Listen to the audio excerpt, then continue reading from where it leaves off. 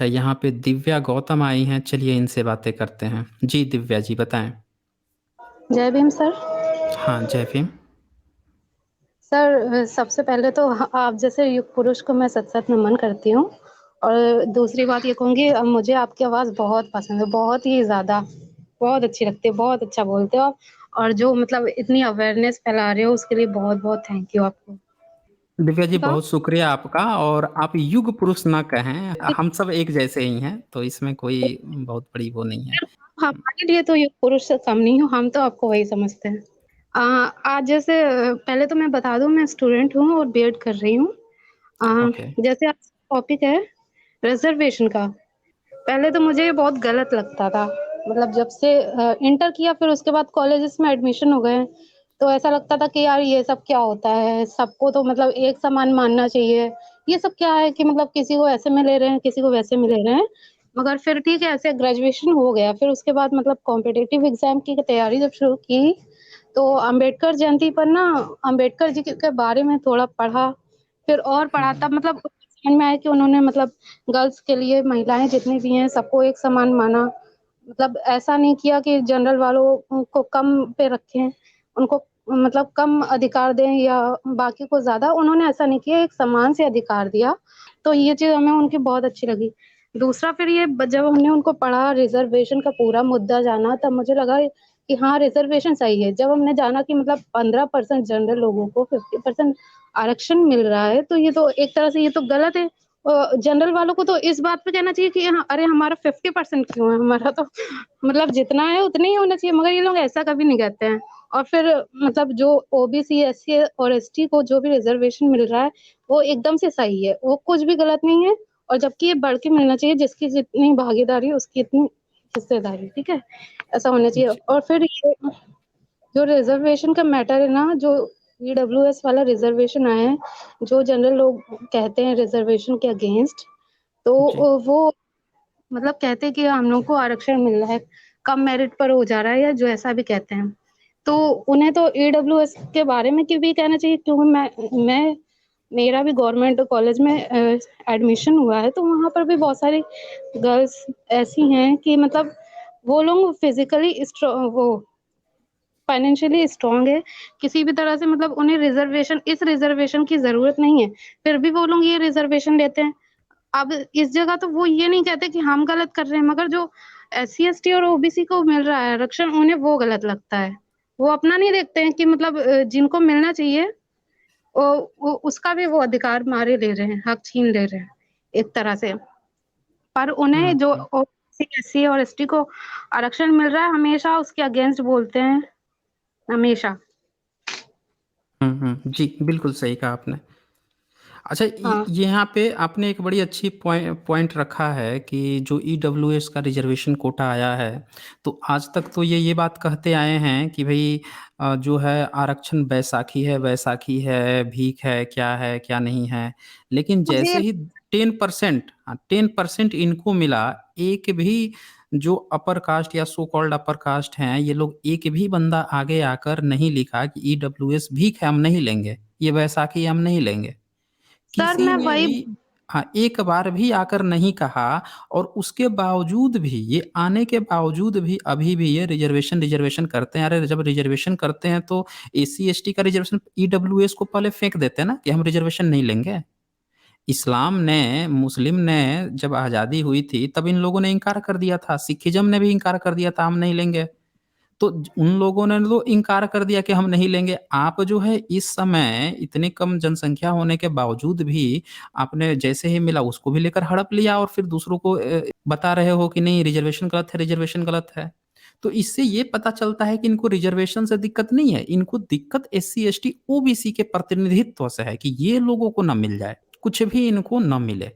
बिल्कुल sir, sir ये लोग चाहते हैं कि हमको 100% मिले और बाकी को कुछ भी ना मिले, वो मेरे दास रहें हमेशा की तरह। जैसे कि मतलब जब हमने अम्बेडकर जी के बारे में पढ़ा, तो फिर हमने ये भी देखा कि मतलब उन्होंने मनुस्मृति क्यों जलाई।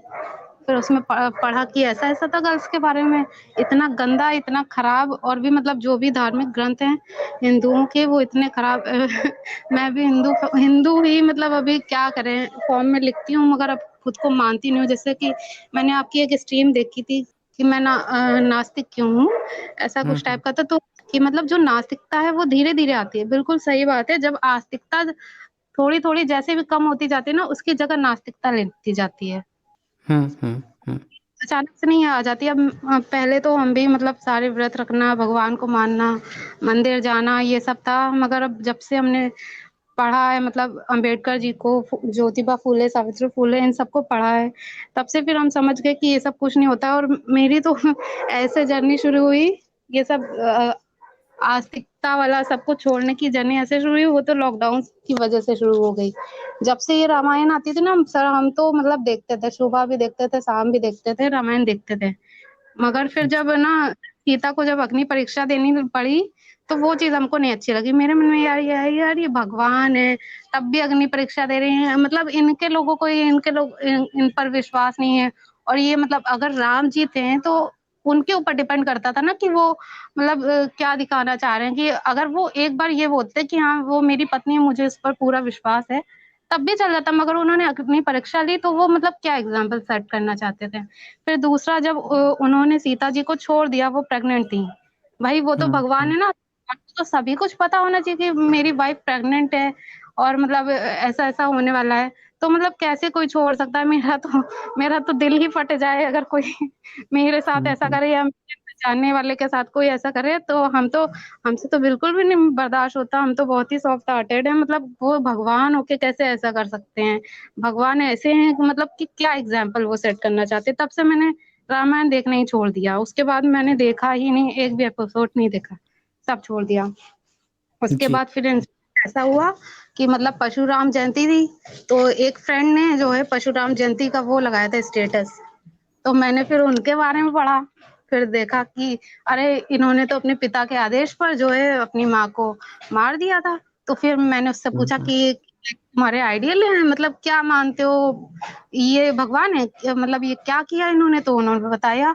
उन्होंने भी यही बताया कि मतलब ऐसे मार दिया था अपने पिता के आदेश पर अपनी माँ को। तो हमने उनसे पूछा कि क्या ये सही है? तो उन्होंने कहा नहीं सही नहीं है। तो हमने कहा तो फिर तुम इनको क्यों प्रमोट कर रहे हो? तो हुँ, फिर हुँ। हाँ, ये गलत है मगर उस टाइम के हिसाब से सही था। तो फिर हमने कहा अच्छा अगर उस टाइम के हिसाब से सही था, अगर तुम उस टाइम में होते और कोई तुमसे तुम्हारे पिता अगर ऐसे कहते तो तुम उनको ये ना कहते कि हम तो ऐसा नहीं कर सकते, हम तो अपनी माँ को बहुत चाहते हैं, हम क्यों करेंगे? ना तो हुँ, ऐसा कोई कैसे कर सकता है? तो क्या तुम कर देते? तो उसने बोला कि हुँ, नहीं हुँ। मतलब उस टाइम के हिसाब से सही था, अभी नहीं सही है। तो हमने कहा अभी के हिसाब से अगर क्या ये होता तो क्या होता?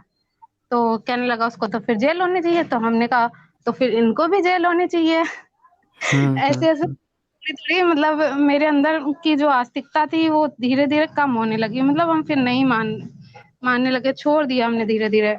ऐसे फिर बहुत सारे इंसिडेंट हुए कि मतलब जैसे हाथरस में कांड हो गया, तो मतलब हमको बहुत बुरा लगा। मतलब हमको इतना रोना आ रहा था उस टाइम में कि हम किसी से बता भी नहीं सकते कि मतलब उस टाइम में मुझे कितना बुरा लग रहा था कि एक लड़की के साथ ऐसा हुआ।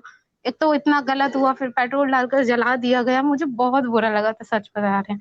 फिर हुँ, ये मेरे हुँ। मन में ये आया ना कि यार सच में अगर भगवान है तो क्या भगवान का दिल पसीजता नहीं है? कैसे मतलब वो बर्दाश्त कर लेते कि कोई मतलब मुझे तो बोलते हुए इतना दुःख हो रहा है कि मतलब हुँ, हुँ। कैसे इतना बुरा कर रहा है, तब भी वो देख रहे हैं। अगर सच में भगवान है तो उन्हें प्रकट हो जाने चाहिए और उसको सज़ा दे देनी चाहिए अगर सच में है। इंतज़ार कर रहे हैं कि हाँ, पहले तुम अपराध कर लो, फिर आकर हम तुम्हें बाद में सज़ा देते हैं, जब तुम आओगे। ये कैसे हुँ, हुँ। भगवान है? जैसे हम लोगों के घर का ही कोई बच्चा होता है, जब गलत करता है, तो हम तो तुरंत डाँटते हैं। ऐसा थोड़ी ना हुँ, करते कि कहते हुए कि हाँ, तुम सारी गलतियाँ कर लो, बाद में हम उसका हिसाब करेंगे, ऐसा तो हम नहीं करते। तो वही मुझे रियलाइज़ हुआ, ये कैसे भगवान है, अगर कोई गलत कर रहा है, तो उसे तो उसी टाइम करना चाहिए। जैसे कि अगर भगवान के ऐसा कहा जाता है कि मतलब जो ब्राह्मण, क्षत्रिय, वैश्य ये सब भगवान के अंगों से इन्होंने जन्म लिया है। ठीक है कहीं से भी जन्म लिया हो क्या मतलब पड़ता है? मगर ठीक है तो सब भगवान के बच्चे तो भगवान ऐसा भेदभाव कैसे कर सकते हैं कि किसी एक को इतना ऊपर उठा दे और किसी एक को इतना नीचे गिरा दे? अगर ठीक है हुँ। किसी ने कर भी लिया तो क्या वो रोकने नहीं आ रहे थे कि ये ऐसा क्यों कर रहे हो? ये भी तो मेरा बच्चा है ना? हुँ, हुँ, ये हुँ। चीज़ सारी गलत लगी कि यार ये सब सही नहीं है, ऐसा भगवान-वगवान कुछ नहीं होते हैं। तब से मैंने बिल्कुल मानना छोड़ दिया। मेरा भाई भी कहता है तुम तो बिल्कुल नास्तिक बन गई हो, ना कभी व्रत रखती हो, जबकि वो व्रत रखता है। हुँ, मगर हम हुँ। नहीं रखते। एक्चुअली हम मेन सिटी में रहते हैं, और जिस सिटी में रहते हैं वहाँ सब लोग मतलब इसी टाइप के हैं, एससी, ओबीसी, एसटी इस टाइप के हैं। तो मतलब कभी हमको रियलाइज़ नहीं हुआ कि ऐसा होता है, मतलब भेदभाव, जातिगत भेदभाव होता है। मगर फिर हमें रियलाइज़ हुआ बहुत बाद में हुआ, किस साल के बाद, तब हम जाने कि हाँ, ऐसा होता है। पहले क्या था ना, जहाँ मेरी मतलब जहाँ मेरा ननिहाल था, वहाँ पे मेरी हुँ, नानी हुँ। लोग रहते थे, हम लोग बचपन में जाते थे। उनके बगल में जो वो मतलब अपर कास्ट के लोग रहते थे, निकलने का मगर रास्ता एक ही था। तो हुँ, क्योंकि हुँ। वो लोग रेंट पे रहते थे, हम लोगों की नानी भी है, वो भी रेंट पे ही थी। और बाकी जो मकान मालिक थे, वो तो अपर कास्ट वाले थे। तो फिर ऐसा हुँ, होता था, हुँ। वो बगल में रहते थे, वो भी मतलब अपर कास्ट वाले थे। तो मतलब लेकिन निकलने का रास्ता एक था, जैसे हम लोग अगर निकल जाते थे, तो वो लोग पानी डाल के निकलते थे। तो ये चीज़ें अच्छा। हमको बचपन भी समझ में नहीं आती थी कि ये लोग ऐसा क्यों करते हैं। हमें बिल्कुल भी नहीं समझ में आता था, और मैंने कभी इतना गौर भी नहीं किया। फिर ना एक बार क्या हुआ, जैसे ग्रेजुएशन अभी जल्दी थोड़ा टाइम पहले कंप्लीट हुआ है, तो फिर मतलब 1 साल तक वो मेरी जो फ्रेंड थी, हम उससे मिले नहीं थे। वो भी अपर कास्ट की थी, मैं उससे बहुत ज़्यादा बनती थी। मतलब हुँ, मेरे ही हुँ। टिफ़िन में खाना खाती थी, और सब कुछ साथ में उठना-बैठना सब था। मतलब लगा ही नहीं कभी कि ऐसा ये लोग मानते हैं। मगर फिर काफ़ी टाइम से उससे मिले नहीं थे, फिर उसने भी कहा कि तुम तो कभी आती ही नहीं हो, मिलती ही नहीं हो, जैसे भूल गई हो। तो हमने कहा चलो ठीक है यार, इसका बर्थडे है, चलो मिल लेते जाके। और हमने बताया भी नहीं था उसको, हमने कहा चलो मिल लेते, सरप्राइज़ देते हैं। तो उस दिन उसका बर्थडे भी था, हम पहुँच गए उसके घर, तो उसने खाना खिलाया। हम हुँ, लोग ने हुँ। हाँ, सिस्टर के साथ गए थे, हम लोग खाना खा लिया। फिर उसके बाद ऐसा हुआ, जब हम हाथ धोने गए ना, तो हमने देखा हुँ, हुँ। उनके सारे बर्तन अलग रखे, और जिसमें हमने और मेरी सिस्टर ने खाया वो अलग रखे। तब से हम मान गए यार, ये लोग मानते हैं। हुँ। तब से हम बिल्कुल मतलब रिज़र्वेशन के सपोर्ट में। यार ये सोशल स्टेटस तो बढ़ना ही चाहिए किसी भी तरह से। जी, बिल्कुल दिव्या जी, आपने ये पॉइंट जो कहा है ना, अक्सर हाँ, जिन बच्चों को भी ये बातें डेप्थ में नहीं पता रहती है, ऊपरवारी तौर पे वो देखते हैं कि यार हमसे कोई मीठे से बात कर रहा है, आ रहा है, जा रहा है, तो उन्हें लगता है कि भेदभाव मिट गया है। लेकिन असल बात तब आती है ना, जब जब उनके घर जाते हैं, खान-पान पे आप करते हैं, फिर आप सडनली देखते हैं कि आपके साथ कुछ अलग-सा बिहेव हो रहा है। फिर आप ये भी देखेंगे कि उनके अपने कास्ट के जो लोग होंगे, उनके साथ उनके बोलने बात करने का तरीका थोड़ा-सा बदल जाएगा। आपके साथ थोड़ा-सा बदल रहा होगा। वो सारी चीज़ें जब आप रियलाइज़ करेंगे तो आप पाएँगे कि लोगों के अंदर अभी भी जातिवाद जो है वो अंदर तक घुसा हुआ है। वो गायब नहीं हुआ है, रूप बदल गया है। टाइम पे मैं उसके घर जाती थी, मगर वो हमको पानी नहीं पूछती थी। तो हुँ, ठीक है, मतलब हमने कभी गौर ही नहीं किया। मगर जब हमने ये बर्तन वाला इंसिडेंट देख लिया कि हम लोगों के अलग ऐसा क्यों, तब हमें हर बात समझ में आने लगी कि ये लोग मुझे पानी क्यों नहीं पूछते थे, ऐसा क्यों? और जबकि हमेशा हमको बुलाती थी, ऐसा नहीं है कि अपने घर में बुलाती नहीं थी, बुलाती थी, मगर पानी हुँ, नहीं हुँ, पूछती थी। यार हम तो व्रत भी थे, तो हमने उससे खुद ही कहा था कि जाओ पानी ले आओ। तो जब हमने उससे हुँ, हुँ, 2-3 बार कहा, और उसके घर में शायद और भी लोग थे, तब उनके घर के एक मेंबर ने कहा पानी के लिए बोल चुकी है कई बार, पानी दे हुँ, दो। हुँ, मगर ओके। तब भी हम ये कास्ट-वास्ट नहीं मानते थे, हमें कुछ भी पता नहीं था कि ये लोग क्या कर रहे हैं, क्या नहीं कर रहे हैं, इनके मन में क्या चल रहा है। मगर जब हमने बर्तन वाला इंसिडेंट देखा, तब हमें सब कुछ समझ में आया कि शहरों में भी, मैं मेन सिटी में रहती हूँ, कि हाँ, होता है, शहरों में होता है। तब मुझे रियलाइज़ हुआ जब शहरों में इस तरह से हो रहा है, तो जो गाँव हैं, कस्बे हैं, वहाँ पर कितना हाँ, ज़्यादा वहाँ पे होता है। कैसे होता होगा। जी, बहुत अच्छा लगा आपका दिव्या जी, आपने बहुत ही खूबसूरत ढंग से अपनी बातों को रखा है और बिल्कुल समाज की उस सच्चाई को बताया है जिस पे लोग नहीं जानने के कारण लोगों को ऐसा लगता है कि यार जात-पात तो खत्म हो गया है। देखिए साथियों, एक चीज़ याद रखिए, जात-पात कभी भी जो विक्टिम है वो नहीं मानता है। उस पे ना थोपा जाता है, दूसरा वाला उसके साथ जातिवादी बिहेव करता है, उसके साथ जातिवाद करता है, तो फिर वो जब उस मुद्दे को उठाता है कि हमारे साथ गलत हुआ तो कहते हैं कि ये जातिवाद। देखिए, कर कोई और जातिवाद रहा है और आरोप लगाया जा रहा है कि जो विक्टिम है वो जातिवाद कर रहे हैं। अरे वो अपनी बातों को रख रहे हैं ना कि तुम हमारे साथ जातिवाद कर रहे हो। तो ये समझना होगा कि जातिवाद वास्तव में अपर कास्ट ऊपर से ही आता है। नीचे वाले कभी जातिवाद नहीं करते हैं। नीचे वाले तो आप देखेंगे कि कोई ब्राह्मण आ गया तो उसको तुरंत पैर छू के प्रणाम कर लेंगे, कोई पाए लागू पंडित जी इस तरह की बातें करेंगे। अरे वो तो सम्मान दे रहे हैं, ऊपर वाला ही इन पर जातिवाद थोप रहा है कि तुम नीच हो, तुम ये हो, तुमको हम नहीं खाने देंगे, तुम हमसे गए गुजरे हो, तुमको इस बर्तन में देंगे, उस बर्तन में देंगे, ये नहीं करेंगे, ऊपर वाला थोप रहा है। तो इसीलिए सुधार की जो प्रक्रिया है, वो अपर कास्ट ऊपर से ही होनी चाहिए। तो इसीलिए जो आके ये बताते हैं ना, ज्ञान देते हैं कि अरे नीचे वाले भी अपने में जातिवाद करते हैं, ये करते हैं, अरे इस पे अभी ये सेकेंडरी टर्शियरी मैटर है। मेन जहाँ से सोर्स आ रहा है, उस पे सुधार की ज़रूरत है। किया था और फर्स्ट टाइम यही बात हो गई, बहुत ही खुश हूँ और मतलब मगर बहुत देर से मैं ट्राई कर रही थी। जी, जी। Okay, okay Divya ji.